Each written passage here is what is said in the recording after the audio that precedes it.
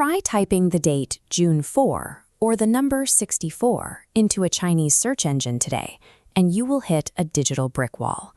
The results are a total engineered blackout of information. Every year, as spring turns to summer, an invisible army of over 10,000 state censors activates across China. Their singular task is to scrub the internet of any reference, image, or coded language connected to this specific date. The consequences for resisting are severe. Attempting to organize even a quiet memorial for this day guarantees a swift knock at the door and a mandatory 3-year prison sentence. What exactly happened to make a global superpower build the most aggressive censorship apparatus in human history over a single day on the calendar? To understand this obsessive need to rewrite reality, we have to look back at a 40-day window in 1989, when the Chinese Communist Party nearly lost its absolute grip on the nation. In the 1980s, leader Deng Xiaoping opened China's economy to the world. Millions climbed out of poverty, but the sudden influx of foreign money brought rapid inflation, deep inequality, and rampant corruption. University graduates found themselves unemployed, while elite insiders pocketed the wealth. The tension snapped on April 15, 1989, with the sudden death of Hu Yaobang. He was a beloved Progressive Party official who had actively pushed for transparency. For the youth, his death felt like the end of any hope for political reform. Students gathered in Tiananmen Square to mourn him, but grief quickly morphed into anger.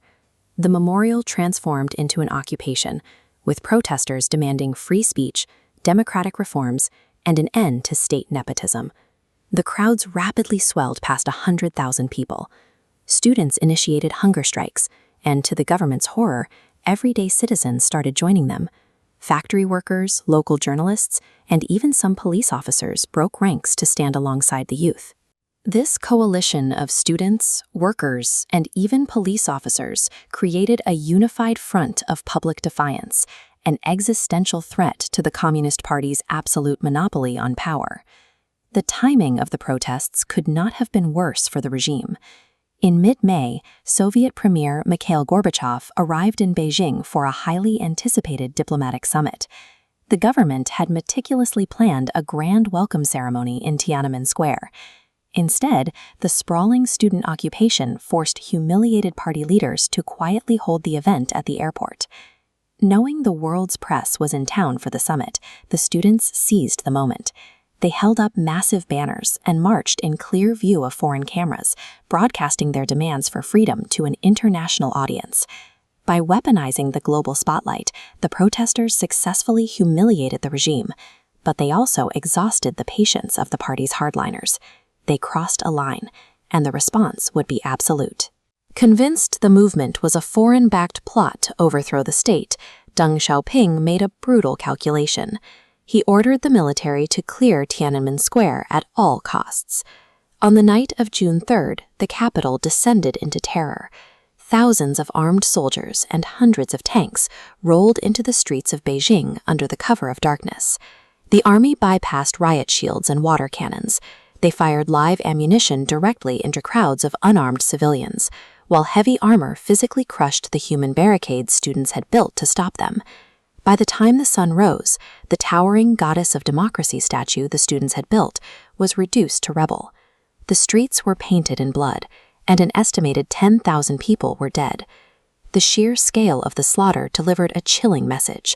The government was entirely willing to murder its own youth and destroy the country's future, rather than concede a single inch of political control. The state immediately launched a massive cover-up. They purged journalists who showed sympathy for the victims and plastered state newspapers with an absurd official death toll, claiming only 241 people had died. The international community reacted with horror. Western nations leveled severe economic sanctions and strict arms embargoes against China, restrictions that remain active today. Inside the country, the trauma did exactly what the regime intended. It broke the idealistic spirit of an entire generation, replacing the hope of 1989 with a pervasive, silent terror. In the aftermath, a dark, unspoken social contract was forged. The state promised economic prosperity and stability, but the price was absolute, unquestioning political obedience.